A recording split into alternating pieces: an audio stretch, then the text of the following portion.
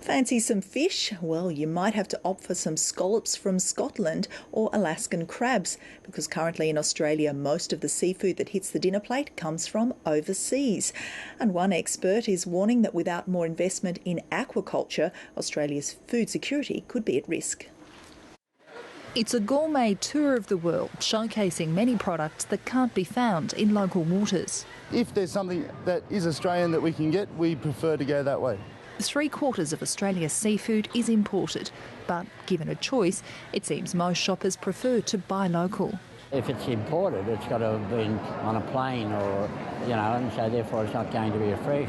Usually I just buy flathead or snapper or something like that that's produced locally. Yeah, I try and buy Australian and try and buy fresh. But buying local comes at a price some consumers are not willing to pay. Not everybody can afford the local product, which it does tend to be a lot more expensive. For an average Australian Eastern King cooked, you'd pay probably around $30 mark, where for a cooked Vanamai prawn you'd pay about $15. Tight budgets are not the only thing driving demand for imports.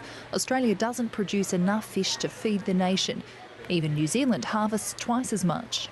If we all went out and tried to buy Australian fish, we simply couldn't do it. Most of our companies only import fish because there isn't the resource available in Australia. Australia brings in 200,000 tonnes of fish a year.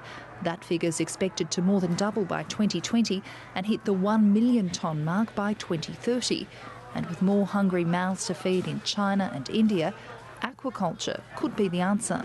We need to make sure that those channels of supply are kept open. Australia's lagging way behind the rest of the world. And in those Southeast Asian countries and in South America and indeed even countries like the United States, aquaculture makes a huge contribution to their agricultural outputs.